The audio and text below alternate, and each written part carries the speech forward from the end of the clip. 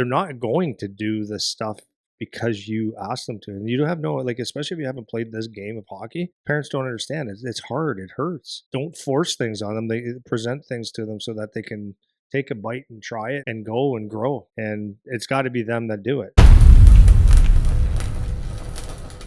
What's up, Uncle? Hello, Eric. What is the good word in your life? Well, once again, how's your week so far? I've had a busy week this week. I know. We don't get to talk to them. I was saying to you yesterday, or this morning, whatever. I know. Who knows? I'm looking forward to talking to you. We're going to talk a lot this week. I know. So. We haven't talked that much. It's almost like you were mad at me this week. No, never. I'm never mad at you. I'm just kidding. I know. So what's going on in your life? Good. Everything's good. Continuing on with the working out and eating very healthy. Feel really good, energized, and so are you getting into a good workflow? Getting into a good. That's going really well. It one thing propels another, right? So working out, the blood's flowing, eating right, feeling great, never bloated, lots of energy, and then my brain, and then picking up a book a little bit more, and doing a lot more healthier things. Nothing crazy, but feel good about it. Nice. Having your weekends home is huge, man. Oh my god! Because you from the travel. Oh yeah, when you're looking for usually the weekends for most people are like a reset of some sort. For some people, not as much, but for a lot of people, it's nice to have a day or two to get your. That's what I really like about not having plans on the weekend, is that you can stay in a good routine and actually take the extra time where you're not at work all day focused on that, and you can do whether it's stuff around your house or meal prep stuff or just getting to bed on time or even just chilling and not just being on the go like all the time. There's some value there too. So it must be nice having that back. And you got your backyard and the weather's getting nicer. I spent all of was it Saturday, I think, or Sunday? Saturday actually was good to my wife. I just, so are you gonna be home today? I said, yep. What do you need? And I just did some activities. Yeah, I get it. Did the furniture, put the pot there, the plant there, great. And then she was happy with me, so that's good. I had a good healthy meal. And then Sunday did my favorite thing, outside. I got up in the morning, had a coffee, and I made some brekkie with Charlie and my wife. She set up a nice table in our one area. It's really nice, actually. It was like me and Charlie looking at it. I want to set a table up here. It's going to be so nice, and we can have coffee, and we can have blah, blah, blah. Me and Charlie are like, okay, like just another knick-knack in our yard. And then she set it up and then had her coffee there. It was actually nice. That's awesome. It was good. Pretty good. So anyways, I wanted to, we had a lot of, I have a couple machetes, so I could go around and chopping branches, and anything I could chop, I chop with my machete. I walk around like Tarzan in my backyard. Look like a serial killer, but and then get a big pile of branches and all that stuff and extra. I knew you were going to say fire. Twigs, and I get the fire going, and I just all day just walk around the yard, grab twigs, chop it, put it in there. It's the best with some tunes. I loved it. So yeah, and it was a beautiful week or two, right? Yeah. So things are good. That's all I got to say. Nice. Yeah, weather's getting good down here. Yeah, as they say. Yeah, weather's getting good. Yeah. I got the park behind us at Lakewood there, which is awesome. Oh yeah, it's the best. Like getting out around in there. Christine and I went for a run on Sunday morning before I went to my family. Actually, I was saying this to Charlie this morning too about even just the, I guess kind of in line with what I was just talking about, the recovery stuff. And we'll probably do an episode on this at some point. But I was saying to him, now that he's going to be a professional athlete, how valuable working that into your schedule would be. So if you have the money to do it, this is something I would love to do. For me, it's more of a time thing than a money thing. It's like working out the time to go to, massage, osteo, chiro, physio, whatever, and working that into your lifestyle so that it's something you have to do and something you're accountable to. And I was telling him, I said to him, you probably have another 3 years where you can kind of just get away with not doing it. And then stuff's going to start to show itself. Right. So, and he's probably starting to feel a little bit already, but after a couple more years, he'll start to be like, this cracks, this is sore, this doesn't feel the same. Like that kind of stuff starts to happen. And a lot of that can be addressed if you have good recovery practices. So I was saying to him, one example, the reason I thought of this was because I went for a run with Christine Sunday morning, and I was like, man, it's just like it was a slow run, such a good way to start the day, like good leak, whatever. So I was telling them maybe find a place around your house that's convenient to go to do like a hot yoga or something like that, because you go there, it's super calm. If you get there like 10 minutes early, you lay there in the warm and your body just naturally heats up. And then it's like a stretch. It's got a little bit of challenge to it, but you get a really good sweat. And then that sets up your Sunday where you'll be in a better mindset to continue to eat right and all that stuff. Because you'll probably have, most people on Sundays, you'll have a family thing, you'll have a gathering you have to go to, you have a party you'll have to go to, you have something that you got to do.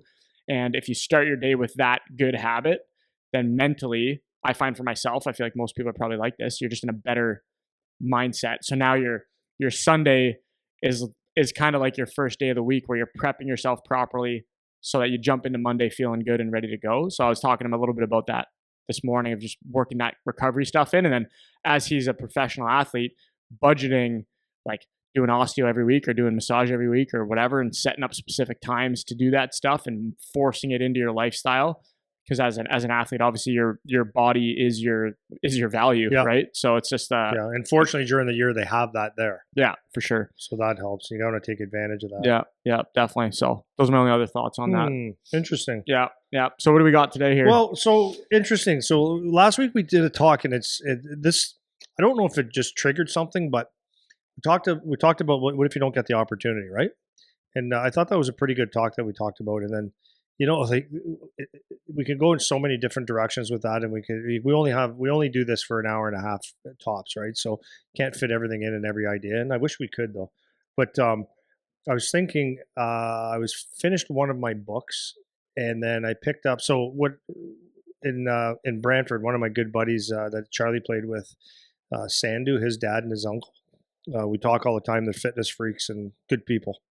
And we were talking about whatever book I was talking, and then so Sandu's uncle is a Tom Brady fan, and he gave me a book of George Savello, who's a boxer. So that's a pretty interesting Canadian boxer, never been knocked down, let alone knocked out. Really? Yeah, heavyweight boxer from Toronto. Really interesting guy. Had 4 kids, 3 died from drugs. His wife committed suicide. Oh my God. Yeah, rough. Like, so he talks about the biggest fight. That's it. Anyways, that was the one book. So I was done that one because I didn't think the other book that they gave me was the Tom Brady TB12. Like, it's his workout stuff, kind of. So in lifestyle, and I'm like, I don't think that'll be the most interesting thing I ever read, because I thought it was just like his workout routine, and part of it is, and it's like, I read enough about fitness that I kind of get shit, but I'm like, I wasn't sure if I was going to read that, but I said, I've got it. I'm going to thumb through it. Well, it just reiterated. I did a whole talk on the kids and showed them videos earlier in the year of the Tom Brady way. And if you ever watch a Tom Brady interview or the bios where he's in it, it'll actually blow your mind what this guy went through. So I think that ties in good to what we're doing, because that's something we could have just talked about. Just do what Tom Brady did. Yeah. But I've got bigger, deeper questions than that, and that's where I want to involve you with your thoughts, because like I have like interesting questions about this, because I think that's an important thing to do too. Is when you play the game, whatever it is you're doing, when you play the game, it's like if you just believe what you hear or hear a story, you don't do any deep thinking, I think you're very limited on what you're going to accomplish in life. Maybe that's the way to do it. I don't know, but I like to think a lot and ask questions.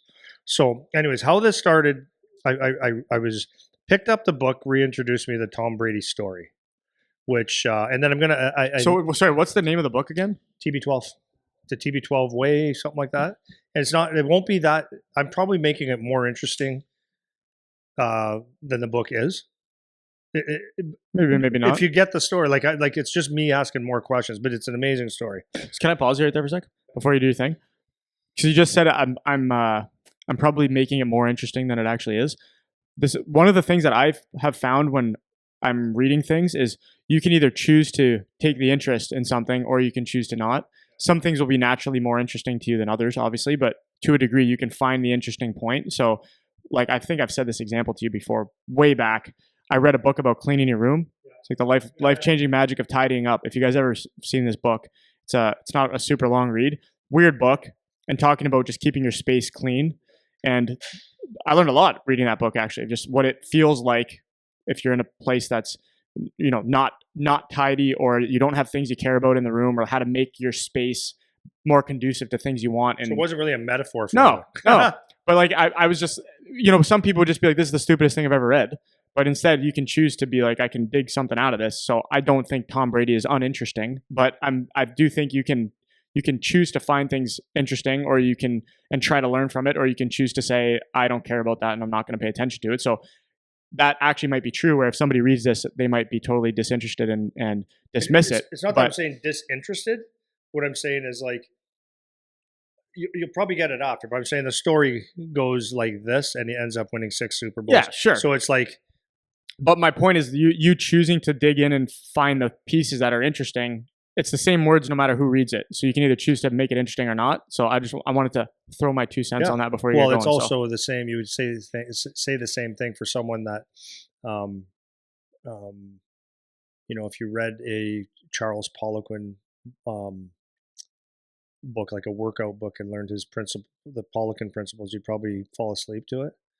But if you were dialed in and realized that this could change your life, you'd sit there and go, "This is the most amazing thing ever."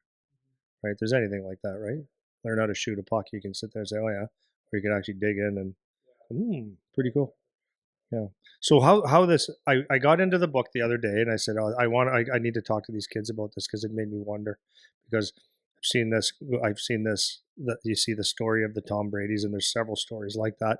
His is more extreme because he's a superstar, I think. And then you see smaller versions of it. Then I see it with, I've seen it with my my son's teammates. Some have early success, some don't. Then you see it with the kids that we're teaching, and it's like, who's going to be the one? Who's going to, like, really and truly, who's going to be the one? So it worked out really well, because we have 2 weeks left at the academy before school's done. 2 weeks, a week and a half or 2 weeks before the OHL draft. Some of the girls are going to graduate out of here, and they're going to hopefully go to a school. Some are going to a school, and some have another year to practice, right, or to work it out. So I was thinking about that, and it's the first thing I said to the kids, was that I was reading this. No, the first thing I said to the kids was, I want to talk to you because I think it makes pretty good sense to talk to you right now. Is that the OHL draft is coming up in 2 weeks, and really and truly, I think U18s, I think, is this weekend. Yeah. Right? Okay. Right. So we got some kids this weekend. Yeah. So what I said is, this is going to be the greatest day for some of you, or very few of you, and the worst day of your life for some of you, and some of you indifferent. But it's going to be the best and the worst. And why is that? Because you may overestimate how good you are. Someone would have told you one thing or another, or it validates or kicks you. It validates how that you're rewarded, or it kicks you in the nuts, says you're not that good, right? And that was the number one thing. And then I talked to them about different things, and the real lesson to this was that it won't really matter at 14 years old or 15 or 16 years old where you are. It really doesn't. And there's a long time to go. And if you dial in and, all this stuff, I'm just rambling here on, if you dedicate, work hard, all that stuff. And then that's why I talked about it, because I talked about the Tom Brady book. It's like, who's a better example? Like, if this is a real story, we can show you a video and all that kind of stuff. But the question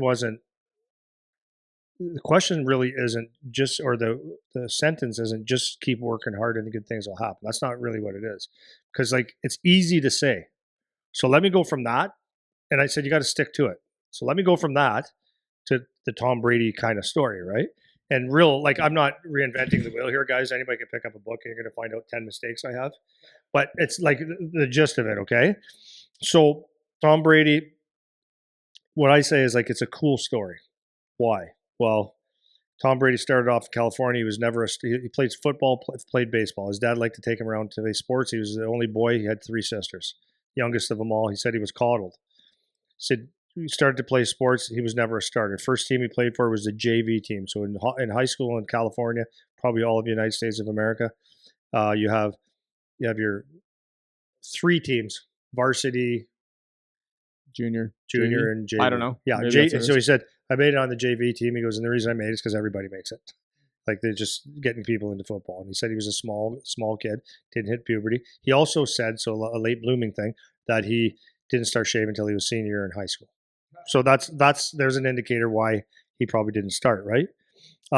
He wasn't really good. He had a real supportive dad. His dad, not saying his dad was like a driver in him going, but if you said, hey, Dad, can we go to a football game? He said, yeah.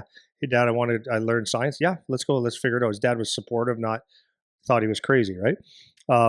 So his dad told me there's a throwing coach if you want to go there, like you can learn how to throw the ball better. So he goes, yeah, I'll do that. So he did that, like, I don't know how many times a week or once, whatever it was, early in the morning. And then he started going to the gym. Not that he was jacked by any means, but he started going to the gym and started doing things.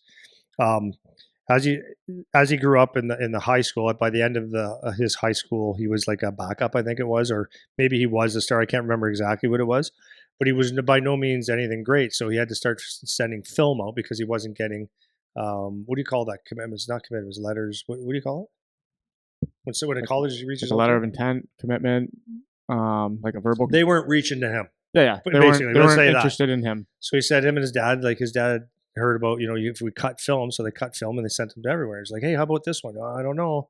Well, just how can it hurt, man? So they sent it out, and they had some offers from schools. Like he's like, well, it's okay, like junior colleges, all that kind of stuff, and some smaller schools.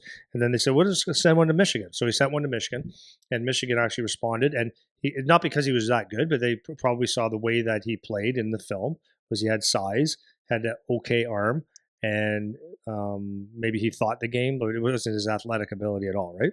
So let me go back. So sorry, pause. I just checked. So this could be wrong. Also, I just looked it up.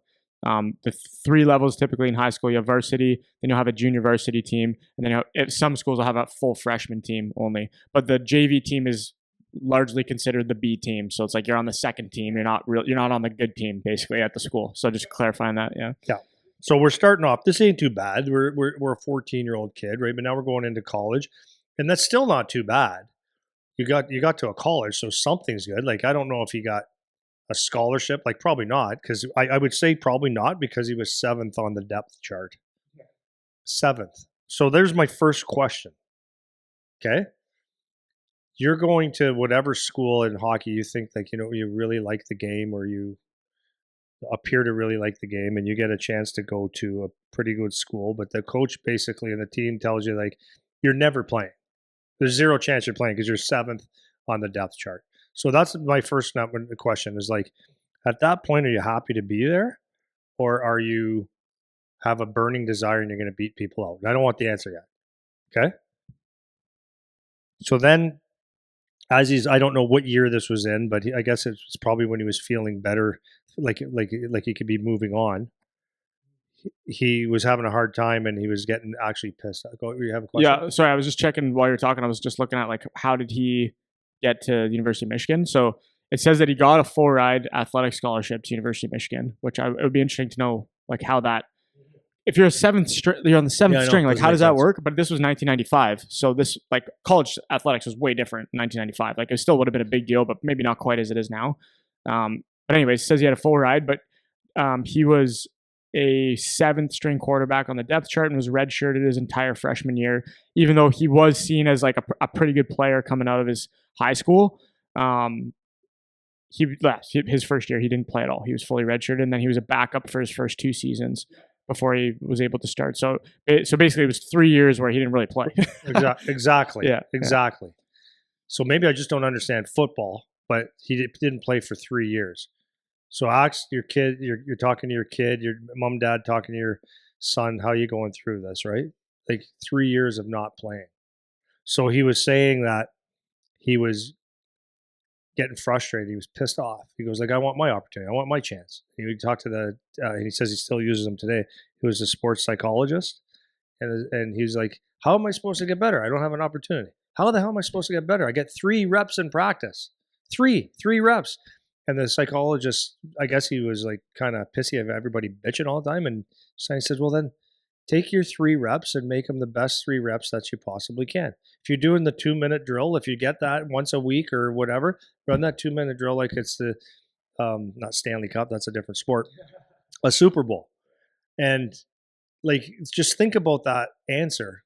Yes, that is the answer. That is the truth. But as a kid that has a desire to move on and you want your opportunity, I don't like that answer. Like, no, I want to play, man. Right. But that was the only answer he could have. So he said, I did that. I went and I played every practice. I was always in a good mood.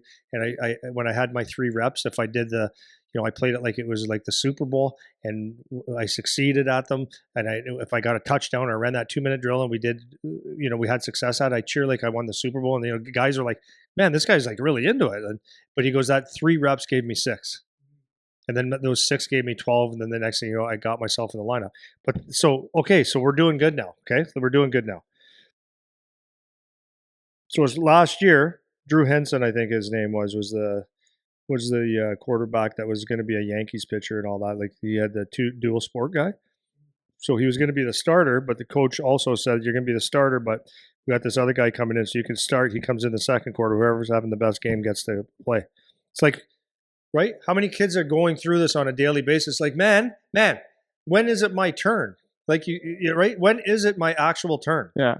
So can I throw 2 cents here? So I basically just asked, like, what were the reports like of what his attitude was like? I just asked, like, are there reports of what he was like? So basically, to your point, at the start there was the bitching and complaining phase where I guess Tom Brady openly admits that during his first 2 years he'd constantly bitch and complain about lack of playing time. Then he had severe self-doubt where he felt completely isolated, noting that he was on an island trying to figure it out while battling a big-time lack of confidence. And then wanting to leave, the lack of opportunity had Brady seriously questioning his future, admitting he wanted to leave Michigan because he didn't think he was in the right place. So, which basically sounds like everybody.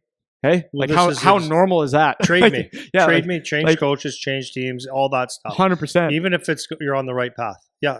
So then, I guess following on what you said, Greg Harden was the psychologist, and he started to help his mindset shift. And there was just a quote here from him saying, like, why don't you quit bitching about all the things you're not getting and worry about the things you are getting, and don't worry about anybody else. And that was like a quote that he had said, and then teaching him to control the controllables and in line with what you kind of said, maximizing his limited reps and having obsessive preparation. So kind of my takeaway as you're walking through it is that, so the bitching and complaining, severe self-doubt, wanting to leave, that is like the most normal thing ever. When you get to, particularly you get to a higher level, if you start playing junior hockey or whatever, I'm sure everybody at some point goes through that type of scenario. But then kind of what you're going to be getting to is you get to make a choice of like, okay, am I going to buy into this, or am I going to try to grind through it and figure it out with where I'm at? And I mean, think about like leaving Michigan. Do you think if you were at Michigan, like and people do it, man, like it's, and maybe there are circumstances where that makes sense, but it is interesting to see like one of the most successful people of all time, like had the same exact mindset that I would say the vast majority of athletes have when they're going through the process. Dude, right? Everybody does. Yeah. Like yeah. it's not a joke. Yeah. So he had to go through, had to beat this guy out when it was his turn. They still had to beat this guy out, and he finally did. By the end of the season, he was getting most of the games. So then he gets drafted to the NFL. Anybody seen the videos of him running the 400s and stuff? It's like, no freaking way. This guy's not an athlete. He ran like, I think I could beat him in a race right now at a 57-year-old man. Like when he went to that, for doing that. Yeah, 40. Exactly. No, I'm not joking. Like I have more fast twitch than this guy, and I'm 57. Anyways, he gets to the end of the story is Tom Brady makes it, and he had a chance. Drew Bledsoe got hurt because he was going to be the backup forever because Drew Bledsoe was really good. And then he got his chance, and boom, everything was good and gravy afterwards, which isn't the actual truth, right? But he took the chance, and he said that when, a lot of people look and he goes, he got fortunate by Drew Bledsoe getting hurt, and he made it happen that day. He goes, but I didn't make it happen that day. I made it happen for 14 or 10 years before that, doing the mental preparation and going through the reps, going through the hard times, doing it under pressure every day to try to gain a spot and do the hard things, right? Yeah. That's why he was able to maybe transfer that into being a good pro. So at the end of the day, that's my little story, and I've got a whole lot to talk about with that. Yeah. So okay. So my last piece before you do that, what part of the thing that I find interesting. So getting kind of to the last piece on the draft. So the 2000 the NFL draft that happened in the year 2000 was considered one of the greatest scouting blunders in sports history because of Tom Brady. Yeah. So he got But not drafted. really, though. Okay, so this is what I'm kind of finding interesting. So he got drafted 6th round, 199th overall to New England. He was the 7th quarterback taken out of in the draft that year. So like basically you're no good like at the for the NFL guys. So basically this is what the NFL scouts and executives were very focused on the things that he couldn't do. So it was he had an awful combine. So he had a infamously poor performance at the NFL scouting combine. He ran a glacially slow 5.24 second 40-yard dash and recorded a 24.5-inch vertical jump. The infamous photo of him with his shirt off, looking unathletic, bony, and skitty. They all criticized his poor build and lack of physical strength. His perceived weak arm. So imagine saying Tom Brady has a weak arm, right? I know. Majority of quarterbacks were growing in popularity. Brady was viewed as a strict, slow, scrambling pocket passer who would be exposed if he was forced to get outside the pocket. And so like that was the perspective. So while all of this is happening, while all of this is what the teams think, the coaches think, the scouts think, everybody thinks. Same kind of thing happened when he was in college. Meanwhile, in the background, when nobody's really paying attention, he's doing all the stuff that you're saying. He's doing his preparation. He's practicing his reps. He's had a mindset shift where he's going to be committed to going through the process and doing those extra things. When everyone else thinks that he's not doing that it won't make a difference, and that he's not good enough. And literally everybody, like this is like one of the best stories of all time, like, right? So he's doing all of this stuff in the background that nobody is paying attention to. And one of the things that Charlie and I were kind of having a related conversation earlier today about the concept of working hard and just the reality, just lining up like this. Like most of the hard work happens when nobody's around. Like that is when it matters. Like hard work only counts like when no one's really watching, right? Okay. So, and I'm glad you said that because I got so much. The problem with these freaking podcasts is number one, I can't swear. Number two, I can't get too excited because people think I'm absolutely nuts. And number three, there's only so much time. Did I say that one already? Yeah. No, you didn't. No. Right? There's only so much time. Yeah. But so that's what I was saying to the kids. You know this. Like I'm preaching to the choir here. You and I know this because we see it every day. People, and Tom Brady actually talks about this. He goes like, people will push themselves. They will to their comfort. But as soon as you get out of your comfort, it ends. And he goes like, there's even the practice squad. He goes like, there's guys on the red. I don't know what you call it in the NFL, but let's say it's the practice squad. They're in the practices every day. They're there to make the practices better and stuff. They get paid very well. But he goes, when it comes to under pressure or getting to the next level, he goes like, this guy's actually pretty good. And then they just don't perform. He goes, but do they want to? He goes, because it's very comfortable to make a couple $100,000 going to practice 4 or 5 times a week. Right? He goes, it should be really, really hard during the week so that your game is, comfortable. Like that should be the hard part. Because when people quit when it's comfortable, and we see this every single day. As soon as it gets to the point, like I'll work out, and we'll call it like, I'll exercise and I'll do something that looks good. But when it gets to the point where it's like, actually hold this rep for a 4-second hold or whatever, well, this one's hard. I don't want to do this more than 3 times this summer, right? So they quit. And that's a big thing. So it's like seeing guys like, are you actually dialed in? That's the other thing. And people can answer that honestly. And that's why you can't really fool people. When you get to the next level, you're not fooling people that you're a hard worker. Talk is so freaking cheap. You're either working hard and you're having pro habits or you're not. And that's just the bottom line. Talk is so cheap. So this is what I was talking about these kids. And I know I'm all over here, but so it led me into this book. And I said, now, some of you guys are going to get drafted. Most of you won't. What are we going to do?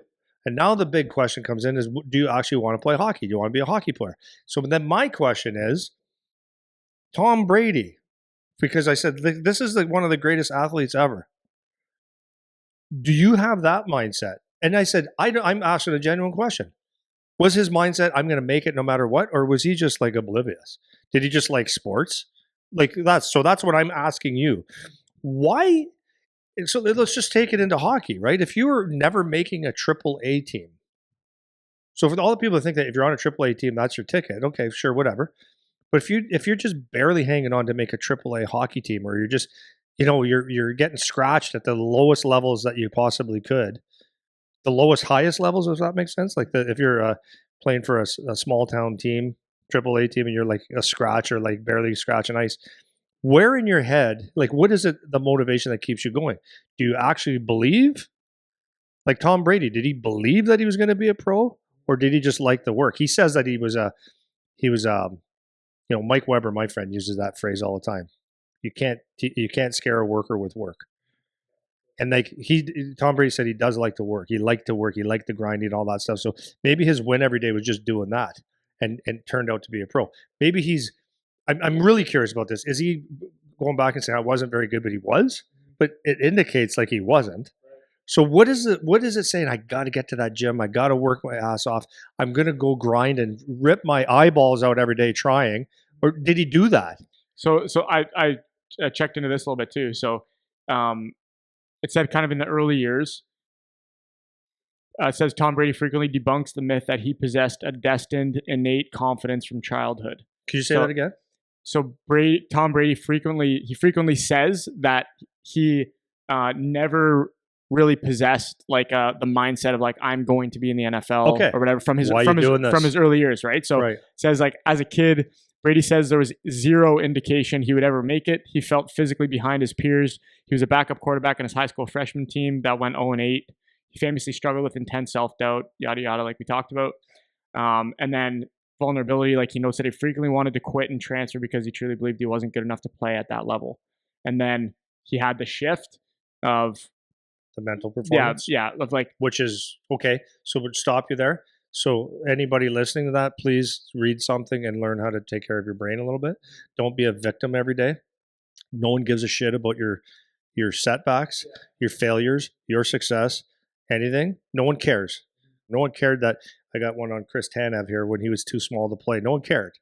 So you have to find it in yourself to care about yourself and dig deep. Sorry. No, you're good. So like what I find interesting, the way that this is phrased, I find interesting. It says that Tom Brady outlined that his mindset shifted from wondering if he would make it to obsessing over how to make it. Okay. That's a good That's a really cool way to think about it, because he didn't go from I can't make it to I'm going to make it. He went like how? Like what are the steps? Like what are the actions that I can take? The word how is a lot different than I will, or you if, know?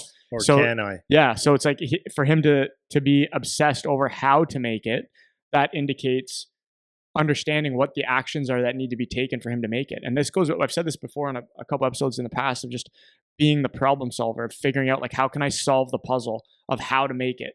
And that's a really good way to frame it, and thinking about what exactly do I need to do, or as within what I know or what I understand, what can I do to try to make sure that I'm on the right track to make it. That's what the how part of it is, which is different than saying just blindly believing I will make it, you know? Yeah. So I've got I wrote this down and I just got it back. You know, it's funny. I lent this book out. My wife's family member was going to get into real estate, and she was like 30-year-old ish. She said, I want to do this and this. She went to school for something. She said, I think I really want to do real estate, and I hope I can do it. And I said, I got a really good book for you. I said, it'll map out your next couple of years if you really want to. I said, because if you're going to want to be successful at real estate, you can't just kind of hope it works out well. You're going to have to make a plan, and you can make a lot of money. So I'm going to give you this book. It was called There's No Plan B in Your A Game. I think, so I'm telling everybody this. Buy this book, please. That's your how. Not how to be a professional hockey player. This guy was this is this story again. He was a football player, Miami Dolphins. He was a safety, and he made it despite being way too small. And he designed he designed the how. If I do this every day, and he gave himself a 10-year plan. And then when he was done football, he made another 10-year plan. He became he produced a theatrical event of his whole life. So if anybody you can map it out, and you could say and then you give yourself that timeline on how to get there. Right, that's a really good point, Eric. Yeah, so that's that book is No Plan B in Your A Game. Bo Eason. Yep, Bo Eason. Yeah, he's got a brother that was a quarterback in NHL too, or NFL too. Really good book. Easy read. Anybody? Okay, listen, man. If you care about yourself, no, but if you care about yourself and you're an athlete or a mom and dad that listen to this and you want, like, you get a choice. You get to make an excuse and make excuses for your kid, push your kid too hard, all these different things, or you can go to get a solution and put on the hat of I want to figure this out. I'm motivated. I'm gonna have a good attitude. I'm gonna write down a 10-year plan or a 5-year plan. Yeah. Like, do something to give yourself a chance. Yeah. So basically, the last part that I saw here was the turning point where he knew that he would make it before anybody else could see it. So obviously, as it says, by the time the draft came around, he didn't just think he would make it. He knew he was going to dominate because of just all the work that he had done, all the preparation that he'd done. He was like, "There's no way." Yeah. Now he believed it. He was convinced. Like, I've done everything I needed to do, and now I just know I'm going to go out and perform. So there's the famous quote of him saying to the guy from New England, Robert Kraft at the time was the owner. And after he got drafted in the 6th round, Brady, when he went and met the guy, just said, I'm the best decision this organization has ever made," which is crazy, right? So what a change in mindset too, right? But this was like just the last part of his advice that he gives to players. He preaches that projecting total certainty is a requirement for a leader. He tells young quarterbacks, if you don't believe in yourself, why do you think those guys who are looking at you are going to believe in you? So when you step into that huddle, they better look to you and go, man, that guy's ready to get the job done. So that's kind of his framing on his advice, I guess, to athletes. But the thing that I like to give the differentiation I like to point out is there are guys that I played with in hockey that were convinced that they were going to make it, but it was like, I don't even know how to explain this right. It just wasn't real. It wasn't, you're acting like you're convinced and you're saying that you're going to make it and all of that stuff, but your behavior and what you're actually doing is not indicative of that. So is it a real belief? Is it actually a real belief, or is it, and not just the belief is also matched with the appropriate action to figure out how to do it. That's kind of the difference. It's not enough to just say, oh yeah, I believe that I can make it. But it's like, okay, that's one part, but then what are you actually doing? Because it requires the action. You have to do the things that are uncomfortable. You have to do the things that people don't want to do when nobody watches. Like, you have to do all that kind of stuff. And it's, even if you do that, it still might not work. Like, it's a hard road, right? It's the hardest thing you're going to do. Yeah. Yeah. So it's just important that you think of that stuff and thinking of it that way, right? But that was my thing when I was when I really dug into the thought process. I'm like, okay, because I don't have enough time to read everything about Tom Brady's life, every detail, but I was like interested in going, okay, when everything is that bad, like, there's zero indications that you're any good. And the how makes a lot of sense, but like, he was addicted to the work. He loved the day to day. He loved to get a little bit better every single day. And of course, he's not going to tell you that, or I shouldn't say that. He probably can't reveal in his own mind what he really saw himself doing. Like, if he really believed, he's telling a story like, I just wasn't very good. I worked hard. But like, the hardest thing is, like, when the reality of us as hockey players, right, or kids as hockey players, is like, I got the Chris Tanev story here. I'm not going to go through it, but like, got cut 10 times, 7 times in Bantam from GTHL, like the Toronto League, because he was small and he just wasn't ready. 10 times he quit hockey, or he went down to just play high school. It's like, whatever, and then he ended up getting a scholarship, ended up being a great pro, and simply because he was too small. But like, that's a thing. A guy that doesn't hit puberty till 18 or 17, or like grows, or whatever the word is.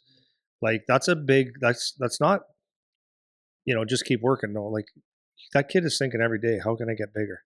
I'm not bigger. Like, Tanev was talking about taking these weight gainers and all this stuff. He couldn't put 1 ounce on. He was like 100 or 99 pounds in Bantam, right? But that's a real thing. This kid is sitting there going, I want to be a hockey player, and I'm smarter and I'm better. It's just not your time. You got to stick to it. But in those times where it's like, you're going to get cut now. Dad, I'm getting cut, but I'm better. But yeah, but you're small, son. You got to keep going. Yeah, but it's not fair. It's not, but it is. It's not, but it is. And there's going to be something else. You're just not a good skater. So like, a lot of things that you can overcome, and maybe you don't have your opportunity, but that's the thing, is like, if you can look inside and say, like, if I always say this, if you love the game, you're gonna play it hard anyways, right? And you're gonna do the things, and But like, I'm just thinking Tom Brady's head, like he worked so hard and did all these things. Did he actually believe? But like, that's a good point that you said. He figured out he find how do I do. He was obsessed with how to do it. I think that's a really good point. That's probably the best point out of this. He had obviously the desire. I think for him to go through how he had the desire then. So I'm getting mentally, like, I keep getting stuck on the like hard work kind of concept, and we were talking about it earlier today too, and I'll tell you, I guess, 3 stories quickly. I've just said a couple of them before. So I remember being a kid, early days of YouTube. I remember watching that compilation of Steve Eisman, because that was my guy. And I was saying this earlier. When you talk about working hard, it's not that clear what that means For when sure. you're a kid. 1000%. So if you kind of think you know, but you don't really know. And it's not, working hard is not a simple action. Like when you think of working hard, it's sprinting, basically. Like, sprint as hard as you can. That's not the only way to work hard, and that's not the only version of working hard. And there's a lot of nuance required to explain what working hard is, and I don't even know that I would be able to explain it, because it's a kind of abstract concept. Well, it's abstract, and it's also could be the opposite of working hard is working hard. 100%. So it's not that straightforward. Is my point. So I remember Wrestling is working hard. Yes, like as a kid, it's an easy thing to say. Your coaches and whoever's around you saying you have to work hard, you have to work hard.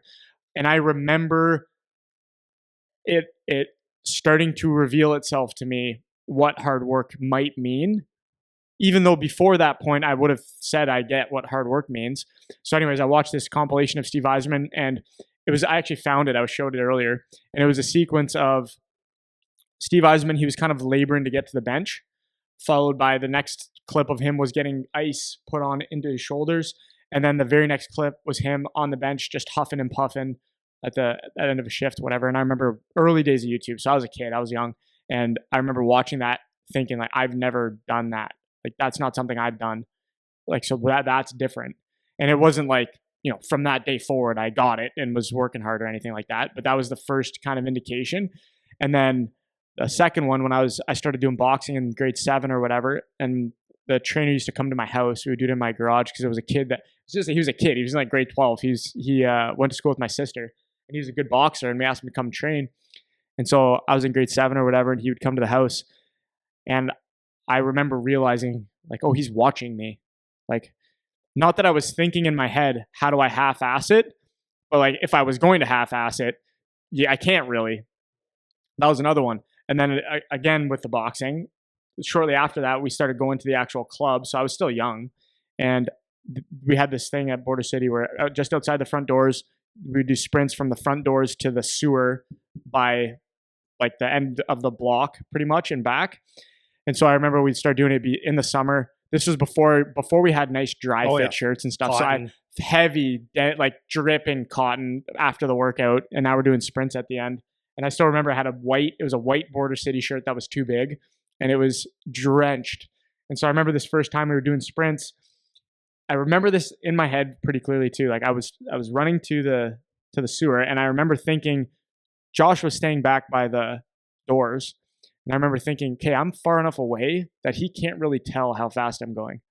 Right. And so I was like, okay, like I'm dying here. Like I'm gonna dial it down a little bit, because I'm having a hard time.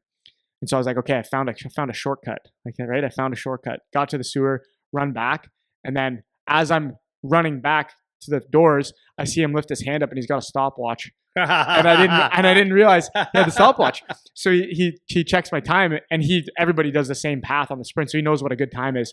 He's just like, holy, that was slow. Like, that was his first comment. And I was like, man, like you can't fake it. And part of that, as I'm thinking about this as it plays into this, and I didn't make the NHL or anything, so it's not like what I did was exactly the right thing to do, but I have a feel for enjoying the work, like how you're talking about Mike saying you can't scare a worker with work. I categorize myself towards that type of person, and this was the start of building into that, where I was appreciating, okay, it's not just about faking my way through this. It's about actually doing it and trying to do it the right way and doing it to the best of my ability. And again, it wasn't from there it was smooth sailing, and all of a sudden I was the hardest worker, and I never took a shortcut, or I never cut a corner or whatever. Like, that stuff still happens. It's part of human nature, is you're looking for the easy way a lot. But that was when it first started for me, recognizing that you can't cheat it, man. You can't cheat it. It will come back to get you. There are the exceptions. There are guys that are so good and whatever that they can, but for 99% of people, at some point it'll catch up to you. Like, you might get away with it for the first little bit. You might get away with it past your draft year. You might get away with it into junior hockey a little bit. You might get away with it till you get to pro. But at some point, it's gonna catch up. So trying to build that into your mindset, just like, it's not about pretending to do it. Pretending to do it isn't actually doing it. And I think that goes to that thing I'm getting fixated on with the hard work and the how, like figuring out how to do it and how to do it the right way. It's not that clear. And it's a constant, have you said before, or my dad used to say this all the time, is being a student of the game, or you got to be a bit of a scientist about what you're trying to do with yourself. And it's really important, because that all is going to play into not just your success in the sport, but in the event it fails and you don't make it, at least you'll have this hard work mentality quality where you can figure things out and how to do things and how to be useful and all that stuff. I think it's super, super important. And that's the main lesson, I think, for me from listening to you talk about the Tom Brady thing is, he obsessed over how to do it. It wasn't just all of a sudden a switch flipped and he was great. It's like, it was constant work and work and work and work and work. And those are the stories that I like to focus on, because those are the stories that I think are going to apply to most people. The Sidney Crosby story and Connor McDavid story and Nathan McKinnon story and whoever else you want to say, that's not going to apply to most people, the vast majority of people. A lot more of it is going to be the Tom Brady style. And most of them will never reach that level of success. No, it's just amazing that he just became the best of the best. Yeah, but that's why it's a nice example to pay attention to. But for some people, it'll be enough, maybe just to get them there, or maybe enough just to, maybe they can make $1 playing hockey, or maybe just enough to get them a good opportunity in their life later on. I think that's the more like the meta message to take out for people. It's not that, do this and then you'll be the most successful athlete of all time, but the pattern is what is important, I think. Yeah. When I think in hockey, like, and I really, I guess my point to this is like, because I get sick. I wish I was a psychologist sometimes too, like Tom Brady's, and just say, when a kid comes in and asks, "Hey, what do I need to do again?" And they come in with why isn't it working out, or poor me and all that stuff. It's like, no one feels sorry for you, man. You have to do the work. Like, I looked at my life. I was a really good player, and I had things missing in my game and in my life itself that when I look back, I go, "You poor little bastard," because you had some stuff that was missing in life that you didn't know how to overcome, but maybe you weren't looking hard enough to overcome it. I don't know. But if I could feel sorry for myself looking back and saying, man, like, there was things that you just couldn't overcome. But is that true? When I look at a kid that comes in here, it's like, in our situation, we have the ability to help so many kids because they're here with us every day. Like, they're crazy if they don't listen to what the group of us have to say every single day, because it's all about help, right? But the thing is are you doing the right things? Like, you're going to have to overcome a whole bunch of stuff. But like, I was just looking at, like, is it good to like, this is the thing, when you practice, when you do the practice and you play the games, and it's actually not hard, you get only so much out of it, right? You can only get so much out of it. You don't even know if you're tested. Whereas you have setbacks, and those are the things that make you great, right? Like, when you are the Tom Brady, and you're not the number one that goes in there, he would have never worked that hard, because he would just never would have had to. So he learned the work ethic and what it takes, and the desire, and how bad he wanted it through all the hard times. So like, when people come in and they say, "Oh man, I didn't get drafted," or "I got drafted late," or all the stuff that sounds like a sob story, it's like kind of work harder. Like, keep going. Like, you have to have the mindset like Tom Brady is. Like, if you think you're working out hard, then like, to your point, how do I do it then? If I'm doing something different, can I fix something? Can I do something smarter? Like, what parts of my game? But then the reality comes in. Like, a lot of kids are good practice players, but then they don't do what they're supposed to do in a game. So like, you just don't automatically get to be on the second line, especially when you start to hit junior and stuff. So, like, how do you make yourself very effective?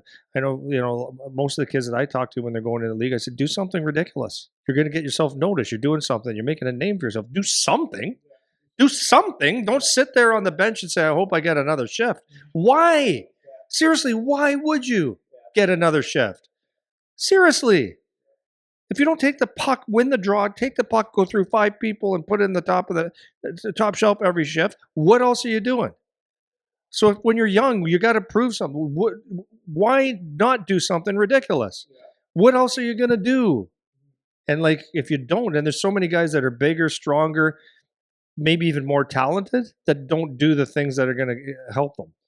Yeah. So I am reminded that I keep getting stuck on the how thing. I also keep saying again, but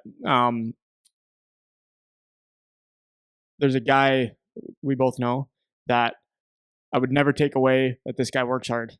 This guy works. He works. And I've seen it myself. And the time and the commitment and the extras and all that stuff that they do, they work hard in terms of effort. They give effort. They give effort. They give effort. They give effort. But one thing that this particular person was missing that I understood is that they weren't trying to figure out how. They were just going effort, effort, effort, effort, effort, effort. And so if you never ask the question of how exactly am I supposed to do this, and you only are focused on the effort component of hard work, because there's different pieces that play into what hard work means, and effort is one of them.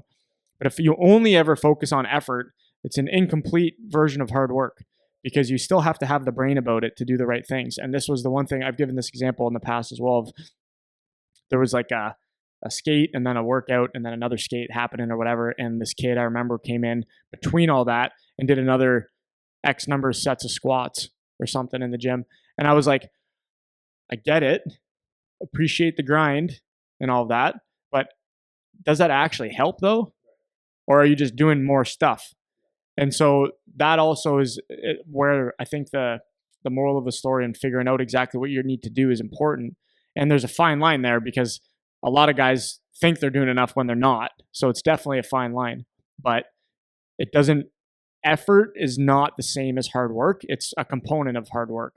And you have to be able to recognize where, if for Tom Brady, like from all reports, it's not that he was necessarily the hardest worker in terms of he was just a motor, constantly going and from a physical perspective, where I'm sure he had some of that, but it's not like he was a physical specimen and he was in the gym just out grinding everybody all the time. It showed in his video. He was like built like a 14-year-old boy that never lifted weights. Yeah. So did he work less hard than somebody else? Like, no, that's only one piece, is that physical part of it. And I think that is something that can get easily taken as the entirety of hard work. You can think, yeah, this guy works really hard. It's like, this guy gives a lot of effort, and maybe he works hard with respect to his effort, but there's a whole other component where, if you've listened to any Tom Brady interviews, he talks about studying the game and like watching video and all those extra things that are the monotonous, hard, low physical effort. Yeah, you're not sweating. Yeah, low physical effort, but equally contributes to the hard work required to get better. And that's another piece of it that's important, is hard work is not just effort. There needs to be effort for sure, but there's more to it than simply that. And that's a huge thing that I think a lot of kids need to learn to understand I just put a clip out of Mac talking about what's missing with a lot of players. And yeah, he's saying everybody's skill, everyone's skill. Everybody can shoot, skate, pass, all that stuff, but do you watch the game?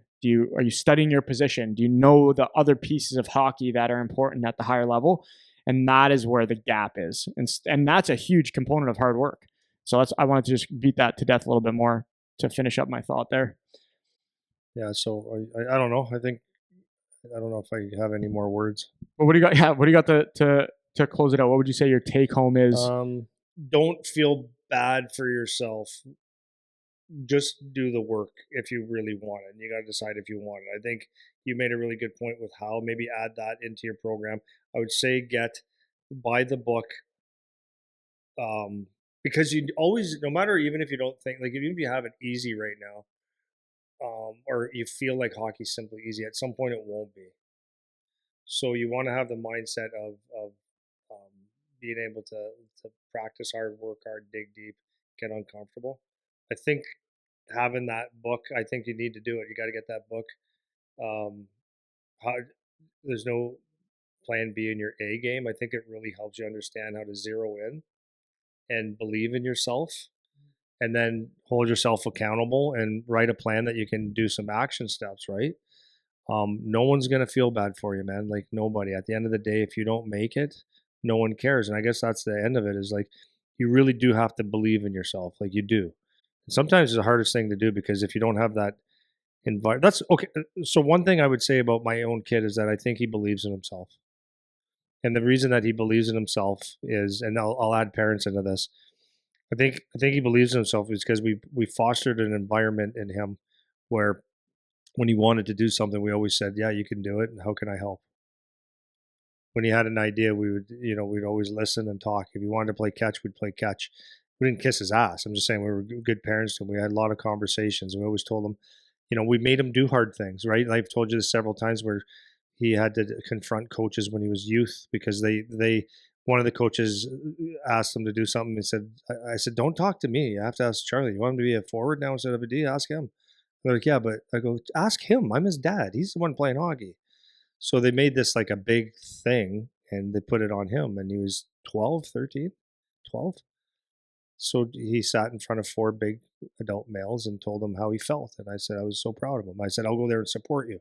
But I gave him, he learned how to have confidence in talking, and it's okay to speak your mind. It's okay to believe, like to have a thought and an opinion and to be polite about things or whatever. But he believes in himself. And I think that's a really, really good asset. So when you go into these environments, because you've done hard things and you've challenged yourself in different sports, so many different areas.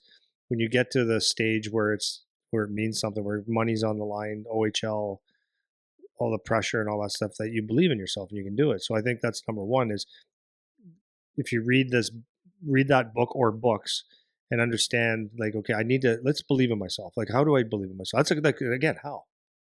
So that means when you go to do something, realize that even though someone looks like they're so much better than you, right? Like, really think about it, Eric. Like, well, not that you don't. When you look at somebody, I want to be in really good shape. Like, let's say I want to be really good shape like Eric. Well, is that impossible? It's the Yeah, it's the pretty most simple. reasonable thing that you can do. How? Well, you eat this, work out like this, and then you can do it. But how many people say, "Well, I can never do that. I can never live." They Yeah. start their life with that. Yeah, you just actually have to do it. Right? And it's the same Yeah. thing like when we run our businesses and all that stuff. It's like people analyze everything to death and they don't do the thing. And I think that's one of the biggest um, hurdles to overcome. If you don't have a really high belief, or if you're looking for approval for everyone, that'll stop you in your tracks real fast. So believing in yourself is really good. And I think parents can play a big, huge role in that. And the last thing I would say is when we look at all this um, a kid having dreams and stuff like that, or working hard and stuff. I think parents play a huge role in that. Not because I think here's the thing. I think when we listen to the Tom Brady story, I think a lot of parents will, if they listen to this, they're going to take any film of Tom Brady now, sit their kids down, make a protein, say, watch this, tell me about it, and has to be you. But that's not the way it works. It's a drip method, right? You pour a coffee with, it's a drip method. And it comes out and they have a nice cup of coffee. It's the same thing with the information like this. It doesn't happen overnight. Neither does you don't become a pro overnight. So I think that's that method of a parent, constantly just being a support system and presenting ideas. Like I said, we have a coffee table and there's always a book or two on it because I know at some point he's not going to do it when I'm around. He's not picking up that book when I'm around because that would make me cool. But when I'm not around, he's quoted things. He talks about things. Him and Cam Allen used to read books, not together, but like they used to get dialed in on stuff like that. And I was like, we're so proud because you're doing something extra, right? So I think that's another thing as parents, if you leave clues and set them up for success, support them, not push them. That's the biggest thing. Don't push them because they're not going to do this stuff because you ask them to. And you don't have especially if you haven't played this game of hockey, it's really hard and it's really physical. Like today, I took a slap shot in my chest with no equipment, right? Playing a game, and it hurt. Like it hurts, but in hockey, and that happens like all this stuff happens like on a shift by shift basis. Parents don't understand it. It's hard. It hurts. So don't force things on them. They present things to them so that they can take a bite and try it and go and grow. And to me, that's going to help your kids um, get to where they want to be. And it's got to be them that do it. And all we can do as parents is we can guide, maybe ask a question. If you see them going off the rails, you can just go back to their why, and you're going to see if they can do it. And then when a kid is 18 years old, and we have so many kids. I'm going to finish here. We have so many kids at our school that are having some success now. And that's why I love this place, man. I'm just sorry. Not sorry, but it's awesome. We're watching kids that came in here as the U18s, right? The U18s that came in here, and U18s a lot of times are afterthoughts. We got to find a place to play, but these guys took it serious in the environment. We got guys getting junior offers, and some are going to be moving on, and it's like so exciting, right? They put the kids in a good environment. I don't know why I went there. I went off, and my mind's all over the place. That's right. I can close it out if you want. Close it out. So the thing that I would finish off maybe more practically is especially for some of the kids that need some direction, like actually sit and make a plan. Actually sit and write down like how you're going to do the thing. Maybe it's you're creating an off-season program. Maybe it's maybe it's you want to do whatever task that you need to do to get better. Actually write it down. Like what exactly could you do? Like what is the action?